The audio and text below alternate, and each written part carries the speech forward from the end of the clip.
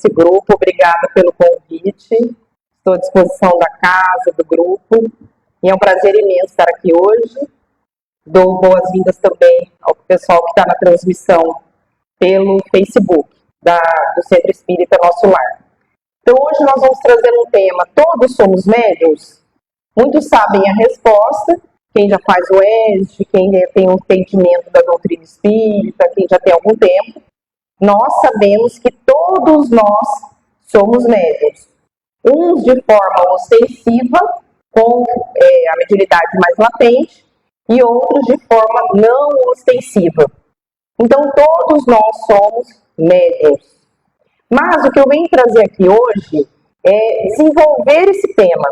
A gente tem que tirar essa questão de que o próprio Kardec traz no livro dos médiuns, de que a mediunidade, a comunicação com o mundo espiritual, nada tem de sobrenatural. Então a gente tem que tirar essa questão do sobrenatural, que foi trazido por muitas religiões, foi trazido por muitos povos, foi trazido por muitas tribos.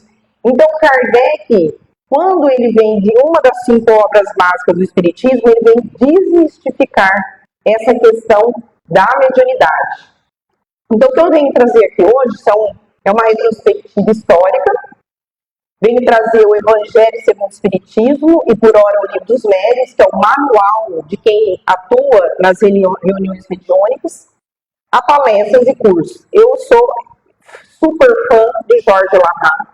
Gosto demais dele, eu acho que ele traz muitas dessas questões de conhecimento de outras religiões. Ele tem uma didática incrível, eu gosto demais dele. E, por óbvio, o Jacobson Trovão, que chefia o setor mediúnico da Federação Espírita do Brasil. Ele tem até um curso que chama Estudando o Livro dos Médiuns, no Spotify, no YouTube.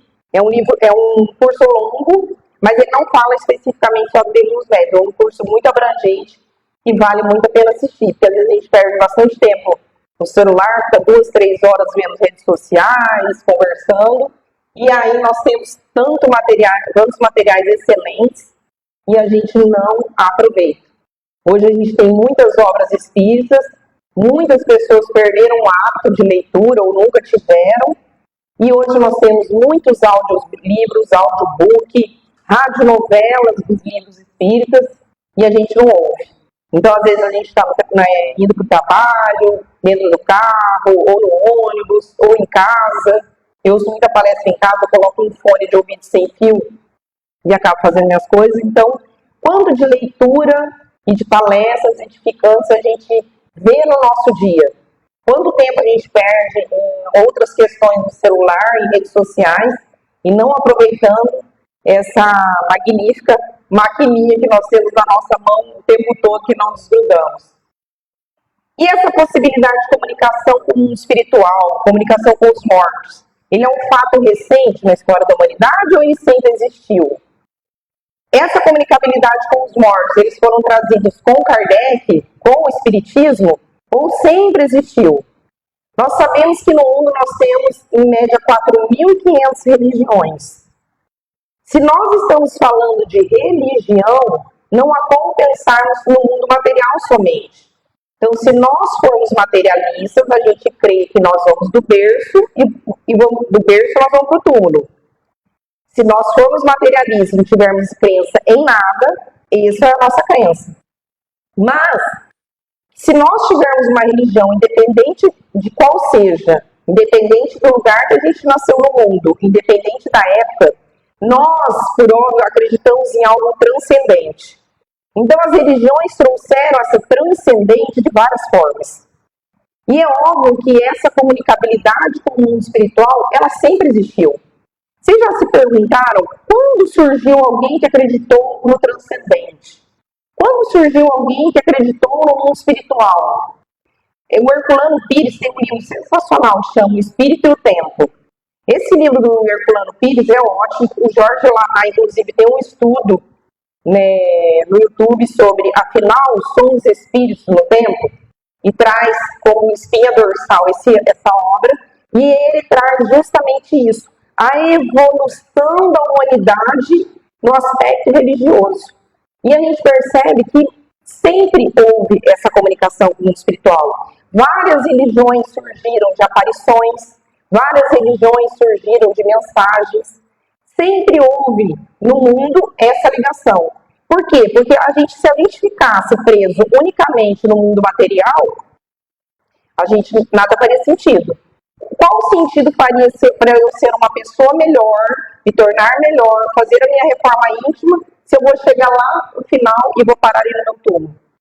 Então, essa crença no mundo espiritual ela é extremamente necessária, independentemente da religião. E quando a gente pensa no cristianismo, que no cristianismo abraça o espiritismo, o catolicismo, os protestantes, os evangélicos, quando a gente pensa em tudo isso, todos nós temos a mesma crença, a crença na imortalidade da alma. Independente de qual linha que tenha do cristianismo, todos nós temos a crença na imortalidade da alma, ou seja, o nosso corpo vai morrer, mas a nossa alma e nosso espírito ele vai sobreviver eternamente. A diferença, nós espíritas acreditamos que nós, para nos depurarmos, para evoluirmos, a gente tem o quê? Outras vidas, outras encarnações, para através delas, a gente se depurar e a gente se melhorar a cada um. Então, o que eu fiz nessa palestra? Eu dividi historicamente em ondas. Então, se a gente pensar na mediunidade, se a gente pensar numa linha do tempo aqui, a gente está bem no começo. No início da humanidade, no início do surgimento do cosmos, para nos situarmos na linha do tempo, nem existia o espiritismo, não existia, nós não estamos falando nem de profeta Abraão, de monoteísmo, porque o monoteísmo, a crença no Deus único, ela surge com o profeta Abraão. Aí temos o profeta Abraão, da Isaac, Jacó, tudo isso é trazido no Velho Testamento. E de Abraão surgem 3 religiões, que a gente chama de religiões abrâmicas. Então nós temos o judaísmo, vem de Abraão, o cristianismo vem de Abraão e o islamismo vem de Abraão. O judaísmo e o cristianismo seguem praticamente o mesmo livro. O judaísmo segue o Velho Testamento, chama Tanakh. O cristianismo segue o Velho Testamento e o Novo Testamento. E o islamismo, que são os muçulmanos, segue o Alcorão. Todas essas 3 religiões surgiram de uma única fonte, que a gente chama de religiões abrâmicas, que vem do profeta Abraão. E eu estou falando dessa primeira onda muito antes, eu estou falando do início da humanidade. Vamos pensar lá, o homem das cavernas, porque o nosso planeta Terra, ele tem 4,5 bilhões de anos. Nós, Homo sapiens, temos uma média de 300 mil a 200 mil anos aqui nesse planeta. Somos muito recentes. Então, vamos pensar nisso. Se a gente pensar no monoteísmo, sabe quanto tempo tem? Contando daqui, desde que surgiu Abraão até aqui, nós temos 4.000 anos. Então, é muito recente. Se a gente pensar nos Vedas, no Código dos Vedas, diz a lenda que tem 50.000 anos. Se a gente pegar um dos livros dos Vedas, a terceira obra, ela nos traz o quê? Porque ela era feita de maneira oral, não tinha escrito. Então, quando você pega as obras dos Vedas, os Vedas nos traz, isso eu estou falando há muito tempo, os Vedas nos traz reencarnação, transmigração planetária, lei de causa e efeito, os Vedas. Então, a gente percebe que o Espiritismo não surge do nada. Então, há um preparo, e várias religiões no mundo são o quê? Reencarnacionistas. É que a gente fica numa caixinha, no Brasil, no Paraná, Londrina. Mas se a gente tivesse nascido na Índia, a gente seria o quê? Cristão? Não. Pelo menos hinduísta. 80% da Índia segue o hinduísmo. E aí, se nós pensarmos em outras versões religiosas, quem não crê em Deus, quem não crê em Jesus, não está salvo. Então, lascou. Então, quem nasceu há 5.000 anos atrás, que não conheceu o monoteísmo, que não conheceu Moisés, que não conheceu Jesus, e não reencarna, e aí lascou. Então, só é favorável quem pelo menos nasceu há 4.000 anos atrás para cá. Então, a gente tem que sair dessa caixinha. E a gente tem que pensar que a mediunidade, ela sempre existiu. Então, sempre houveram tribos e lugares que sempre teve alguém ali naquele local que tem o quê? Uma mediunidade ostensiva, uma mediunidade latente, de psicofonia, de psicografia, de audiência, de vidência. Então, sempre houveram pessoas, e essas pessoas são o canal de comunicação do mundo material com o mundo espiritual. Então, quando a gente pega, por exemplo, a forma em que enterram os povos, os mortos, várias tribos enterram os seus mortos dessa forma. Se você pegar em outros lugares do mundo, os sambaquis aqui no Brasil enterram assim, com o quê? Com seus objetos pessoais, com as suas armas. E aí, como que eles enterram de forma tão semelhante se ninguém mandou e-mail, WhatsApp, para ninguém comunicando? Por quê? Porque isso vem de uma forma intuitiva, isso vem com visões. Com toda certeza, alguém ali naquela tribo estava lutando ou convivia no dia a dia, via pessoas desencarnados, que era o que morava ali, que era o pai, o irmão, alguém que vivia ali, desencarnava, ele tinha a mediunidade da vidência, via ele ali, com as vestes, com os objetos, com as armas, auxiliava às vezes nas guerras. E aí, o que eles pensavam ingenuamente? Poxa, se ele está aqui aparecendo após a sua morte, ele com certeza precisa desses objetos pessoais do mundo espiritual. Hoje nós sabemos que não, mas eles, naquela ingenuidade, pensavam. Então, o que ele falava? Vamos enterrar com os objetos deles. Então, a gente percebe que nessa primeira onda, sempre se acreditou na vida após a morte, a comunicabilidade com os espíritos sempre existiu. Então, quem são os médiuns? Sacerdotes, pajés, os xamãs, as pitonisas, os oráculos, os profetas. Só que se a gente falar isso aqui daqui para fora, vão queimar a gente vivo. Mas todos eles são o quê? Eles são o médium, eles são o intermédio entre o mundo material e o mundo espiritual. Quando se ia no oráculo de Delfos, falar com Deus Apolo, quem não tinha mediunidade não conseguia conversar com Deus Apolo. Essa conversa ocorria através de quem? De uma pitonisa, que era a médium.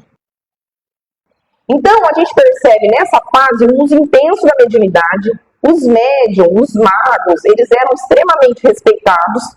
Quando você vê o filme do Rei Arthur, o mago, o Merlin, ele mora lá no local ermo ou ele mora junto no castelo com o Rei Arthur? Ele mora no castelo com o Rei Arthur, porque ele era utilizado para consultas do cotidiano. Então, o uso intenso da mediunidade, o uso sem critérios, havia uma dependência muito grande com o mundo espiritual e era utilizada a mediunidade para adivinhações e consulta para atos da vida comum. E muitos nós, espíritas, ainda estamos grudados na primeira onda. Muitas pessoas buscam o espiritismo para isso. Será que eu posso casar com fulano? Que eu estou passando tal questão. Está acontecendo isso na minha vida. Muitas pessoas estão nessa fase. Eu frequento o Centro Espírita Luzita Pedroso, que é ali perto da Gleba, Humaitá, Maringá, enfim. E aí uma vez eu recebi uma mensagem no Instagram assim, eu gostaria de conversar com um desencarnado. Vocês têm na casa espírita? Daí eu falei, nossa, na primeira que eu pensei, deve ser algum pai, irmão, filho, alguma coisa, né? Eu falei, mas é um desencarnado específico ou qualquer um? Ela, não, qualquer um. Eu quero perguntar uns conselhos. Daí eu falei, nossa, tá totalmente fora. Aí eu expliquei, olha, acontece isso, é assim, tem que fazer um ESG, um estudo sistematizado, para você entender como que funciona a doutrina espírita. E outra, se você for dialogar com um desencarnado, porque quando a gente desencarna, você acha que a gente vai virar um anjo de luz ou a gente vai continuar da mesma forma que a gente está? Da mesma forma. Você imagina se eu for numa sessão mediúnica, dar um conselho. Quem é a Camila na ordem do dia? Então a gente tem essa ilusão de que o desencarnado é um ser de luz, um anjo de luz. Não. Quando a gente fala que tem espíritos superiores e espíritos inferiores, que eu não estou dizendo que é mal, mas não tem essa luz que traga esses bons conselhos e mensagens edificantes, então quem é esse desencarnado? Talvez, se tiver uma conversa fraterna com alguém aqui no momento da casa espírita, receba um conselho melhor, que é o encarnado. Então, muitas pessoas ainda têm essa coisa mística do espiritismo, né? Acha que o médium vai ali dar o conselho, acha que o médium pode participar da sessão mediúnica. Que diga a sessão mediúnica, eu quero participar. Às vezes querem pagar para poder receber algum conselho do médium. Então, muitos ainda estão colados nessa primeira onda da mediunidade. e muitos são questionados, nós espíritos, falam assim, mas Camila, a Bíblia proíbe a comunicação com os mortos. Então muitas pessoas alegam isso. Então a Bíblia proíbe a evocação e a comunicação com os espíritos. Por que Moisés então proibiu esse intercâmbio? A gente tem que entender o seguinte, Moisés, o povo hebreu, que depois surgiram os judeus, eles foram exilados, foram escravizados no Egito. Moisés foi até lá para salvá-los. Não só o povo hebreu, mas diz que eram milhões de pessoas, que ele salvou os hebreus e um monte de gente junto. E aí estão ali no deserto, 40 anos no deserto. Imagina ele para controlar aquele povo. Vocês acham que ele morava no Egito? A cultura do Egito era o quê? Politeísta. Acreditava em vários deuses, como até hoje tem, né? Se você estuda o Egito, você percebe. E aí, o que Moisés tinha receio? Eles já moraram muitos anos lá, ficaram 400 anos exilados. Eles iam voltar para a Terra Prometida. Você acha que você sai da sua casa 400 anos depois, você vai voltar para a casa intacta? Ou ela está invadida? Então, Moisés, ele tinha que manter o povo hebreu dentro do monoteísmo. Através ali do judaísmo, das leis mosaicas, dos ensinamentos do profeta Abraão. Então ele precisava manter aquele povo naquela religião. Tanto que Moisés conta-se na Bíblia que ele sobe ali no monte para receber os 10 mandamentos. E a hora que ele volta, eles estão adorando ali o bezerro de ouro. Aquilo ali é uma característica do quê? Que eles trouxeram ali dos povos egípcios.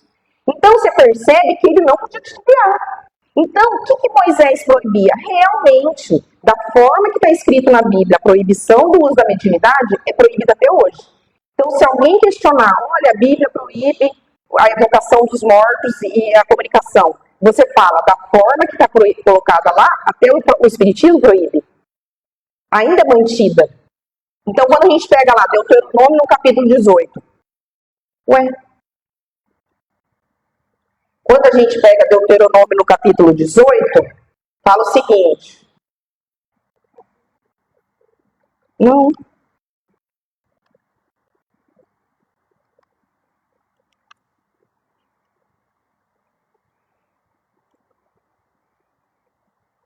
Então, quando a gente pega o Deuteronômio no capítulo 18, fala qual a parte? Os profetas.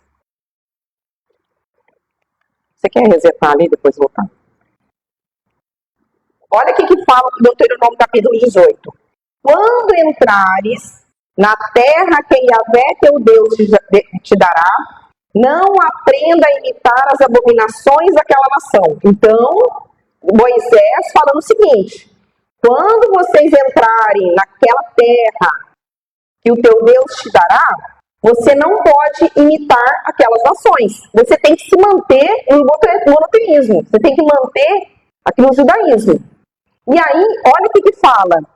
Que em teu meio não se encontre alguém que queime filho e filha, não faça presságio, ou seja, os sacrifícios, oráculo, adivinhação, magia, pratique encantamento, interrogue espíritos adivinhos, invoque mortos, pois quem pratica essas coisas é abominável em Yahvé. E é por causa dessas abominações que Yahvé, teu Deus, as desalojará em teu favor. Então, da forma que está colocado aqui, o Espiritismo também proíbe. Magias, adivinhações, oráculos, continua da mesma forma. Uma coisa que tem que tomar muito cuidado, essa Bíblia que eu tirei o print, que chama Bíblia de Jerusalém. Porque do hebraico e do aramaico nós temos várias traduções, várias marcas de Bíblia. Então, a Bíblia mais fidedigna de tradução do hebraico e aramaico é a Bíblia de Jerusalém. Por que eu trago isso? Olha essa tabelinha. A Bíblia de Jerusalém coloca lá, interrogue espíritos. A Bíblia Ave Maria traz espiritismo. A Bíblia Santuário, espiritismo. A Bíblia Peregrino, espiritistas. A Bíblia Vozes, aquela marca, Vozes, chama Médiuns. A Bíblia Novo Mundo, Médium Espírita. Agora eu pergunto para vocês, nós estamos falando de Moisés. 1.300 anos antes de Cristo, existia médium? Existia espiritismo? Existia médium espírita? Então, óbvio que essa tradução está completamente errada.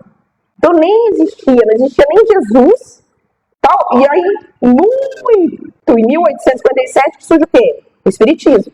Então, a gente tem que tomar muito cuidado com as traduções que a gente tem. Então, muitas pessoas alegam isso, às vezes estão lendo a Bíblia e falam, tá vendo? Ó, tá, Espiritismo, é o médium espírita, ainda coloca médium e espírita, não é o médium. Então, tem que tomar muito cuidado. Então, essa proibição de Moisés não é uma condenação da mediunidade, mas reprimir os abusos, como há até hoje. Agora a gente entra numa segunda onda, o divisor de mediunidade, que é Jesus. Ninguém ia consultar Jesus se ia casar, se não ia casar. Era utilizada a mediunidade de Jesus, era utilizada a mediunidade dos seus apóstolos de outra forma. Então ele mostrou que o amor é capaz de realizar com a mediunidade. Então ele usava a mediunidade para consolar, para auxiliar, para acolher e curar. Traz uma nova vertente. Você percebe que a humanidade ela vai evoluindo. Quando a gente pega Moisés, 10 mandamentos, não matarás, não roubarás, não furtarás, tudo é não parece que uma criança.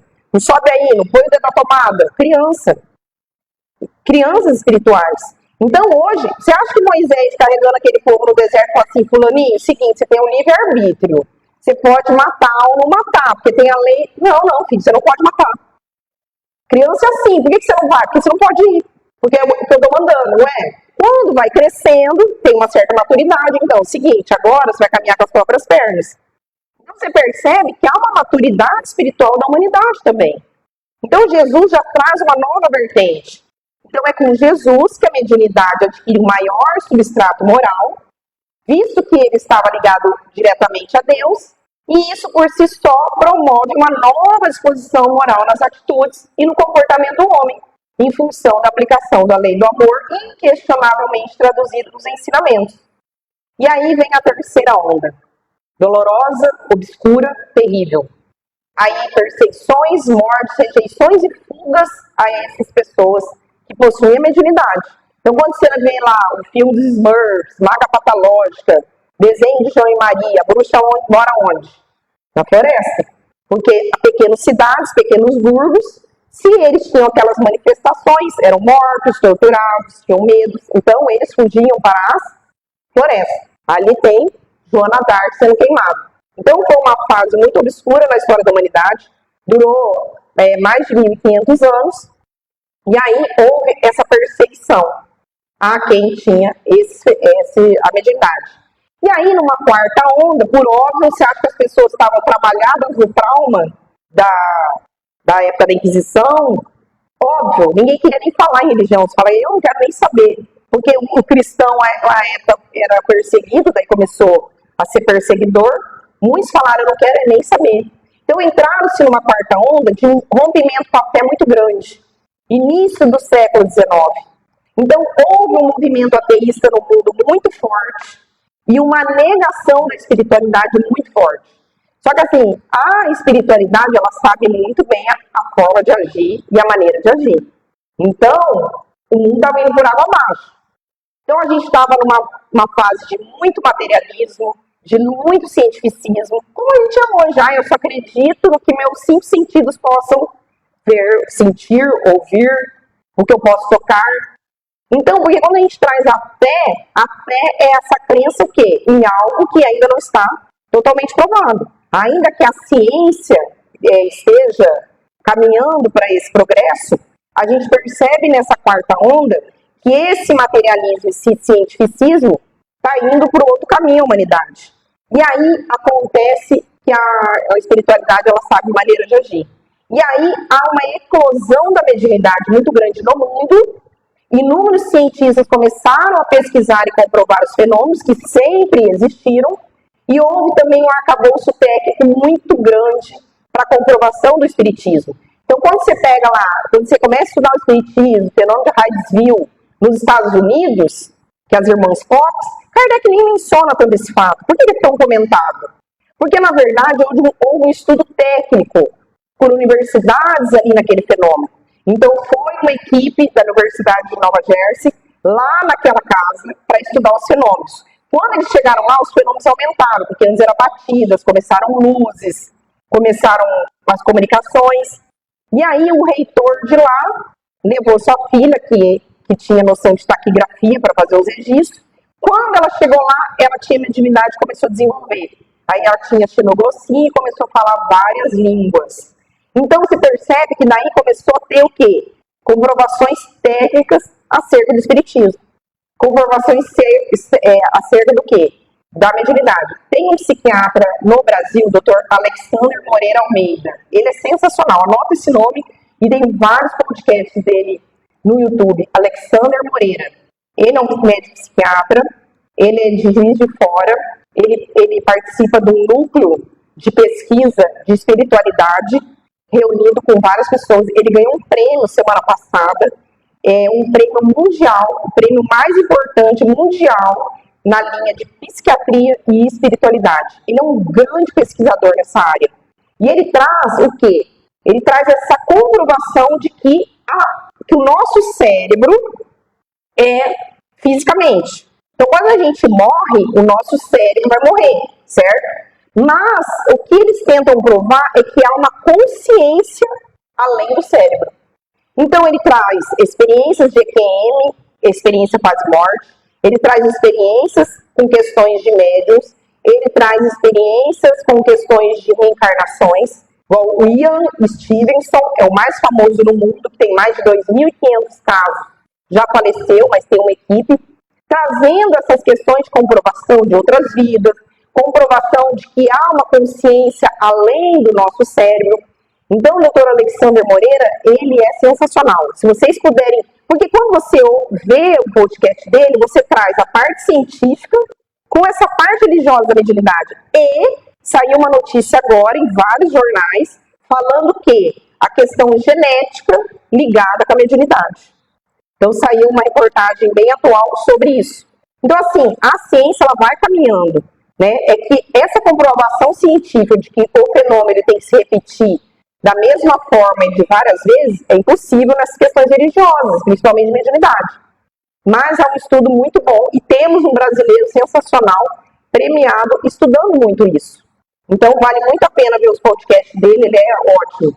Então o que a gente percebe? Que as revelações, eles foram vindo conforme o nível de entendimento da humanidade. E o espiritismo, ele surgiu com o amadurecimento. E esse tríplice aspecto, ciência, filosofia e a religião. A gente não coloca uma coisa em cada lugar, nós trazemos tudo isso. Quando a gente traz a questão de mudança, reforma íntima, eu quero ser uma pessoa melhor, o que é isso? Filosofia. Quando você estuda filosofia, eles trazem o quê? As virtudes. Nós temos que ir em busca das nossas virtudes. Então, quando a gente traz essa parte dentro do espiritismo, ela é o quê? É a parte filosófica, não é a parte religiosa. A parte religiosa a gente traz quando? Traz o evangelho, traz Jesus, traz a religião. Então a gente tem Moisés ali com os 10 mandamentos, Jesus, e aí a primeira obra espírita, psicografada pelos espíritos, trazida por quem? Por Allan Kardec. E o que é importante? Porque quando a gente tem essa eclosão da mediunidade, quando Kardec escreve o Livro dos Espíritos, ele está na França, Europa, Hainsville, Estados Unidos. Só que a eclosão da mediunidade ocorreu no mundo todo. Tanto que é chamada a universalidade dos ensinos dos espíritos. Não foi um espírito que escreveu o Livro dos Espíritos. Foram vários espíritos, vários médiuns que trouxeram a mensagem, criteriosamente escolhidos por Kardec. E ele fazia o seguinte, como ele falava várias línguas, ele fazia a mesma pergunta na França, várias cartas distribuídas ao redor do mundo, com a mesma pergunta. Voltava, ele falava, não, todas fazem sentido, então essa vai para onde? Para o Livro dos Espíritos. Estamos na dúvida, vai para o tubo de ensaio, Revista Espírita. Então, Kardec não tinha mediunidade, isso colaborou para o trabalho dele, porque ele foi influenciado. Então, eu falo assim, se um dia queimarem todos os livros, o espiritismo acabar, ou for obrigado a acabar, a gente não sabe, mas ele vai surgir de outra forma. Porque não é uma doutrina dos espíritas, é uma doutrina dos espíritos. Ela vai surgir em outro lugar, em outra forma, com outro nome, e trazendo essa mesma mensagem. Agora, a quinta onda, a gente está hoje, que a gente fala assim, Camila, mas não tem muitos fenômenos, né? Minha vizinha não acredita direito. Não sei, de repente, se tivesse uma materialização, que ocorria-se muito. Por exemplo, quando a gente pega Chico Xavier, se você pega o início de Chico Xavier, quando a gente pensa em Chico, a gente pensa nos livros. Quando a gente pensa em Chico, pensa na psicografia. Mas Chico começou com muitos fenômenos de materialização, junto com o Peixotinho. Então, materializava-se os espíritos. Então, quem não era médio via aquele espírito. Então, iniciou-se aquilo. Mas o que é aquilo? Para chamar atenção. Então, muitas sessões de materialização houveram no início ali do trabalho de Chico Xavier. E aí, a última materialização aparece Emmanuel, né, com uma tocha, e ele manda um recado. Ele fala assim, os fenômenos de materialização convencem, os fenômenos de materialização trazem essa questão da doutrina. Só que as obras espíritas, ela trará o quê? Milhões de pessoas. Ela alcançará milhões. E aí, Emmanuel fala, estão suspensas as sessões de materialização. Tanto ali em Pedro Leopoldo, Uberaba, quanto no Brasil inteiro, essas sessões de materialização começaram a diminuir. E aí, quem já viu os livros do Chico, ele começa, a psicografar. Ele psicografou 100, já acabou? Não, tem mais. Como diz Emmanuel, disciplina, disciplina, disciplina. E olha que sensacional, porque se ficasse no fenômeno de materialização, a crença ela ficaria para aquelas pessoas que presenciaram. Então, os livros não. Nós importamos da França, no início, as obras espíritas. Hoje, nós somos os maiores exportadores de obras. Não há no mundo a quantidade de média, a quantidade de obras como se tem no Brasil. Então, a gente tem a síndrome de vira-lata, que Brasil é isso, Brasil não presta, enfim. Mas nós temos esses espíritos de grande envergadura que encarnaram no Brasil, Chico, Divaldo, Ivone Amaral Pereira, tantos outros espíritos que estiveram no Brasil e tiveram essa impulsão, né, de trazer a doutrina espírita. Porque quando Kardec traz as obras espíritas, ele traz uma síntese, enxuta. Mas quem que faz toda essa análise com detalhes? Chico Xavier traz muito. As outras obras, Divaldo com a linha psicológica da... Esqueci.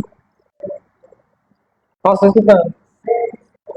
Série psicológica da Joana de Anjos. Nossa, deu branco aqui. Então, tem a série psicológica. Então, nós vemos tantas obras espíritas que traz o quê? Essa análise.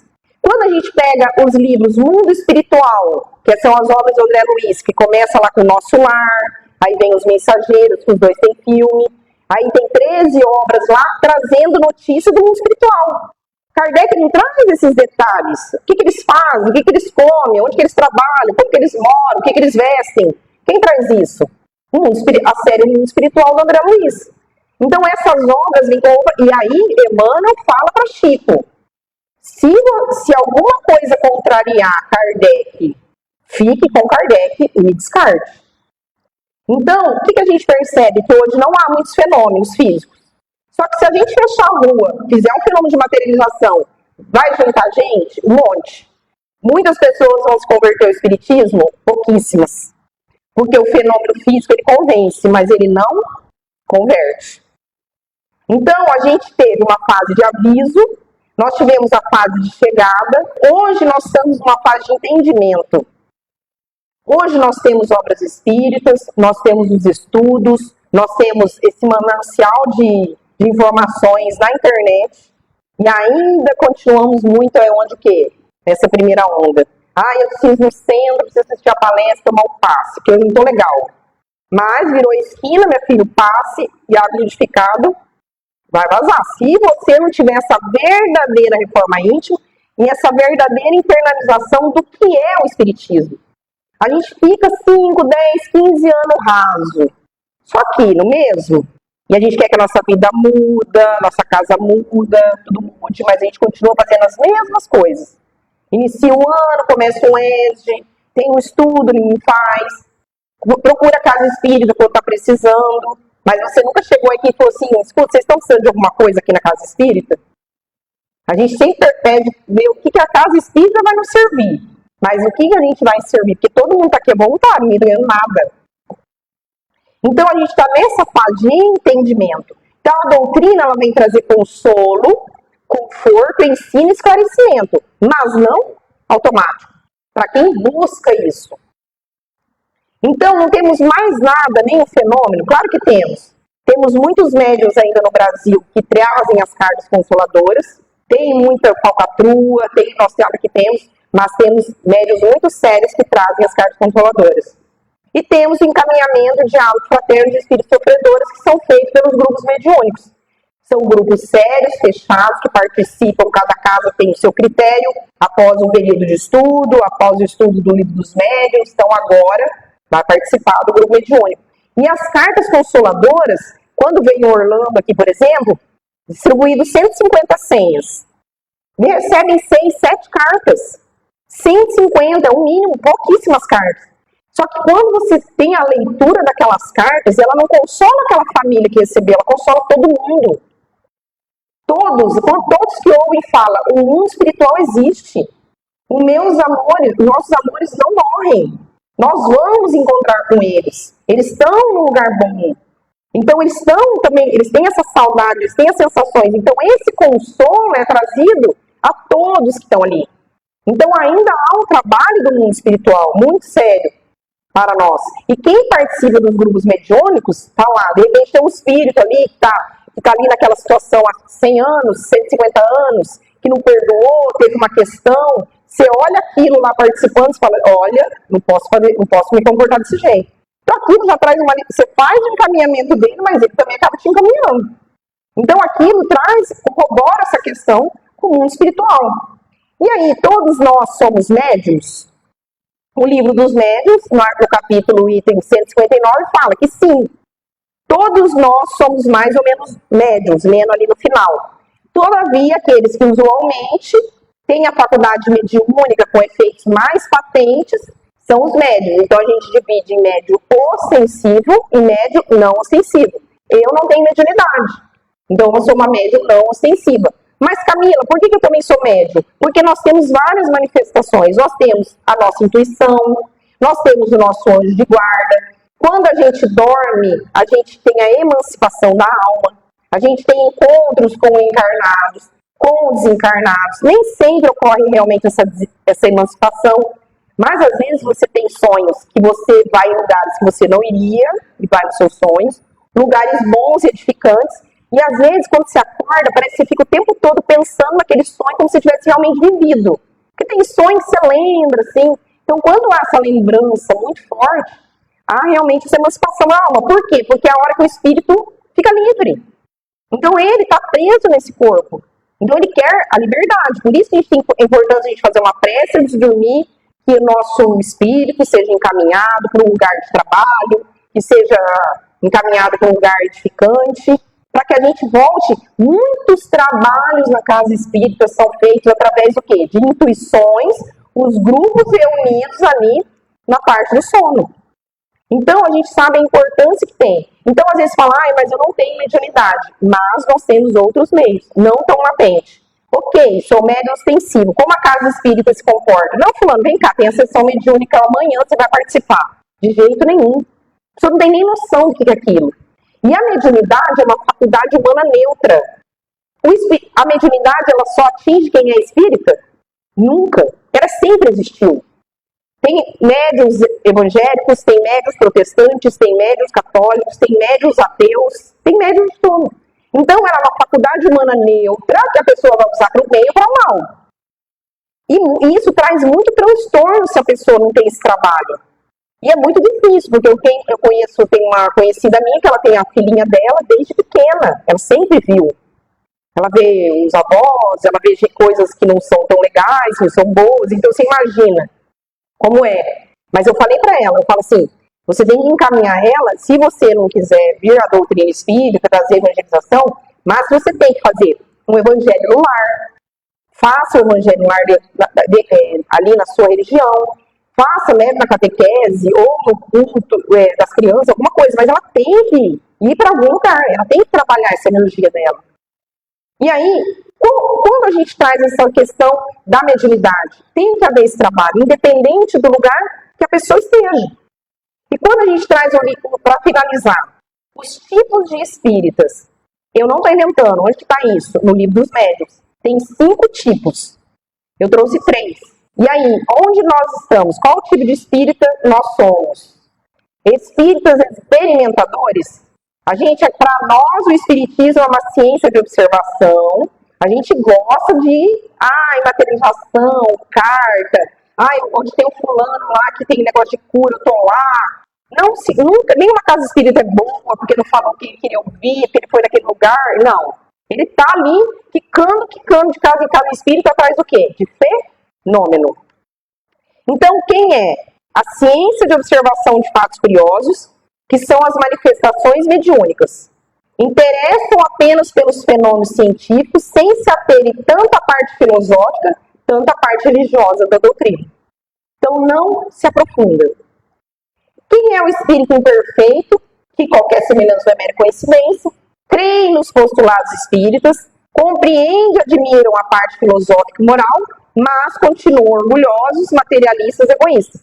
Muitos trabalhadores da casa espírita, muitos oradores espíritas fazem palestras, não são, porém, engajados e comprometidos com a própria reforma, porque talvez eu esteja aqui nesse ponto falando o que deve ser feito e não faço.